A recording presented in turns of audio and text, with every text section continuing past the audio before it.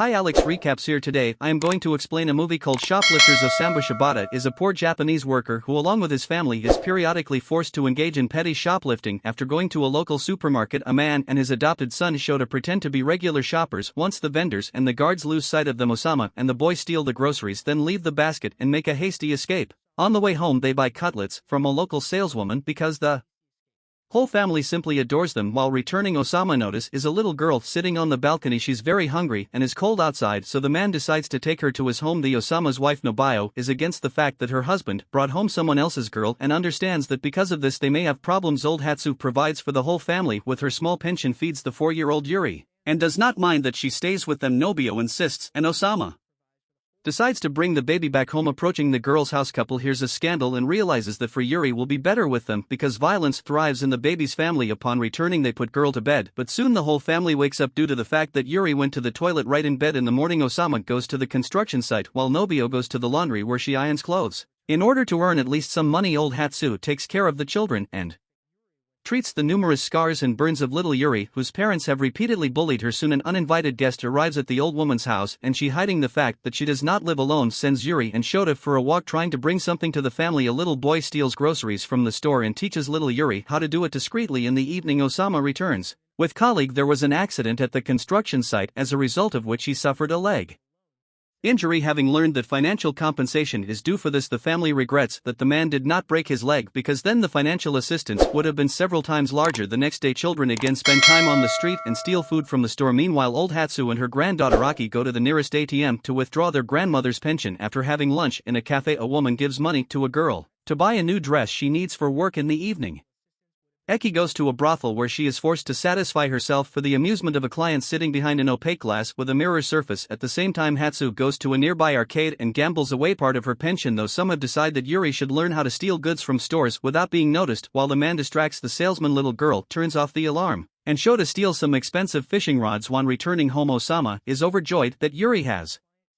become part of their family and asked Shota to call her little sister. The boy is not ready for this and runs away, and not wanting to become a big brother to Yuri. In the evening the whole family gathers at home and only Shota does not return. Yuri is very sad because of this, and Osamu goes in search of his adopted son. After finding him in an abandoned car, the man talked to the boy and he agreed to call the girl his sister, but still cannot call Osamu his father. The next morning family season news report about Yuri. The investigation believes that the parents got rid of the girl who disappeared 2 months ago and they face criminal liability. Law enforcement agencies are looking for the baby and are ready to pay a reward for any information about her. After conferring, Nobuyo asks the household to leave Yuri because she's very attached to her and considers her daughter. Other family members also do not want to lose the baby, so they cut her hair and give the girl the name Lin. A little later Nobio and Hatsu go shopping and steal clothes for a new family member. Upon their return, they burn Lin's old clothes so that no one can identify her as the missing Yuri. Despite the modest financial situation, the family lives amicably and happily. Nobio spends all her free time with Lin and treats her like her daughter. The girl is pleased with such an attitude because for the first time no one offends her, but instead of hitting her she hugs and kisses her tightly. Time passes and Lin decides on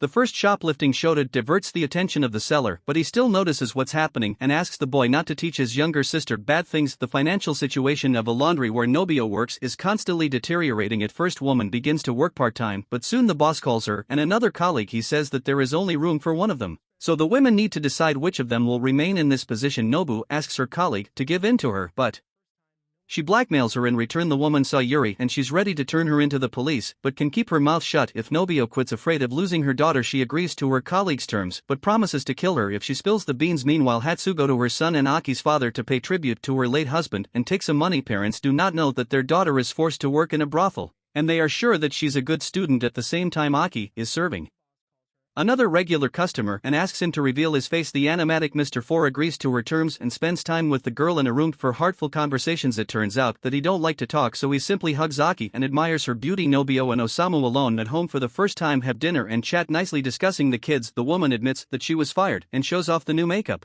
and beautiful Pete Moore she bought by her severance pay. At some point it starts to rain and a spark jumps between the spouses. Feeling their former passion, the couple makes love and wants to continue enjoying each other's kisses when suddenly Shota and Lin return home. The next family evening turns into pleasant friendly gatherings, during which Osamu entertains the kids with primitive tricks. A little later they enjoy the fireworks, which they cannot see and only listen to its sound. The next morning the family goes to the sea by train to spend the day off with their loved ones.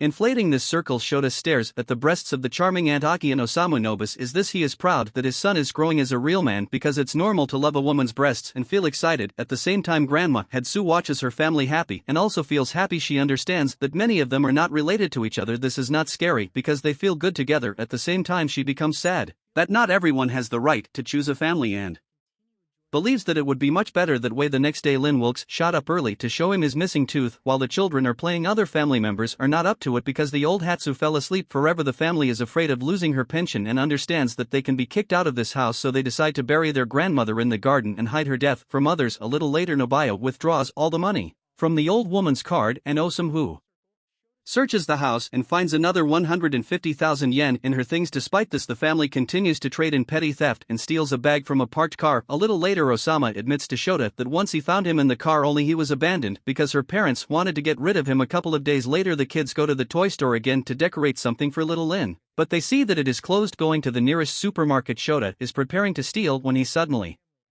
notices that the girl decided to get ahead of him. He doesn't want Lin to follow his footsteps and starts in mayhem, grabbing the net of oranges. The boy flees but is pursued by two vendors. At some point they surround Shot and he jumps down from the bridge. Nobuyo and Osama will arrive at the hospital and learn that boy has broken his leg. Here they are met by a policeman who wants to figure everything out, and the couple hastily escapes. Upon returning home, Nobuyo and Osama pack up to leave the house, but they are caught by the police on their way out. After dividing the family, the investigators begin to interrogate them, trying to find out where the old woman disappeared and whether everything is fine with her. Here it turns out that Nobuyo and Osama are not husband and wife but lovers who once killed and buried the woman's husband. Now they live under false names and simply hid from criminal responsibility. Hatsu extorted money from Aki's parents because they were involved in her husband's kidnapping and felt guilty. Shota and Yuri are children whom family kidnapped and appropriated for themselves. Now Shona has to go to an orphanage and will go to school as his parents are hard to find. Aki can live on her own because she's already an adult, but Yuri will be returned home to her family. The girl is not happy since Nobuyo and Osama sincerely loved her. The mother does not pay attention to her daughter because she suffers because of her tyrant husband and constantly masks the beatings.